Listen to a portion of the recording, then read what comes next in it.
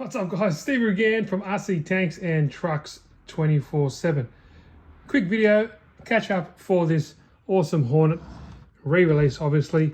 And I did the unboxing and first look of it a while ago. I was filming some of the build series, but some of the footage got lost. And it is where it is, but look what I painted it. Is it sacrilege to paint it in white?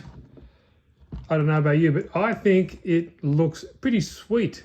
In my opinion, pretty much sticking it up to box art. Some of the stickers don't come as they did back in the old school days, but obviously the Hornet racing and stuff like you see here doesn't show up as well because it's white on white. But another reason why, you know how hard it is to get PS1 paint at the moment? It is as rare as hen's teeth. It is crazy. So I couldn't even get any decent color. I had to get only things that were available like fluorescent pink, purples and greens, and nothing wrong with that, but they're fluorescent and it doesn't even go with this car as much. I only had, well, lucky I like white, I had about 6 PS1 cans on me, I think PS1 white, and so I thought, well, I might as well just use them, and I got half a can left because I use them on the Toyan and also a G-Made build. So I use it on this and I think it works. What do you guys reckon?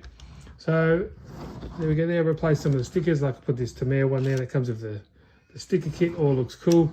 I'll take off the body itself and you can have a look. Anytime baby, I'll put that up there.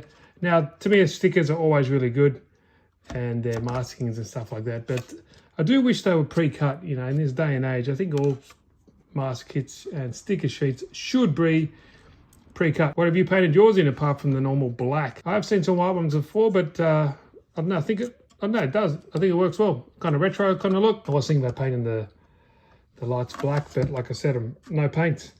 Nothing at all. In Australia anyway, supply chain has gone to hell.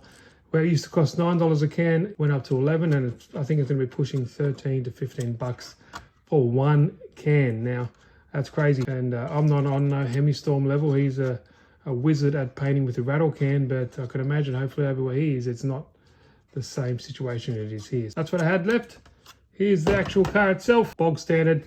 I do like the receiver that you get with it is pretty decent because it is a brushless receiver. I'm sorry, ESC, and you can, you know, obviously it's programmed for brush, but it is brushless and it is pretty damn good for what you get. So that is the TBLE02S. What mods should I do to this, or should I just leave it stock? I know there are some mods they do with this so this backlash stuff doesn't happen, but to be honest, I'm not going to be running it all too much as well. It's for my son.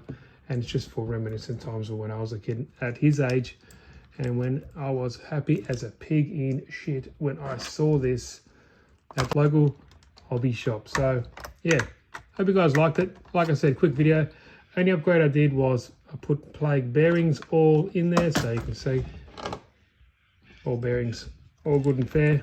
Nice. I think that's an easy mod that you should always do. But I'm going to add a fly sky receiver, change the Tamir plug to a Dean's because it's, you know, got heaps of 2-cell and 3-cell Dean's, and just go to town on it. So thanks guys, quick video.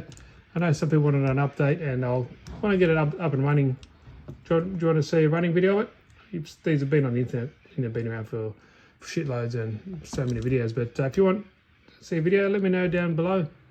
It'd be good if I know you're still watching, because you know the viewer times only go to like 1.5 minutes to 2 minutes. But yeah, let me know if you want to see a run video, write it down below. Thanks for watching. If you haven't, please subscribe, and I will see you next video. Cheers, guys.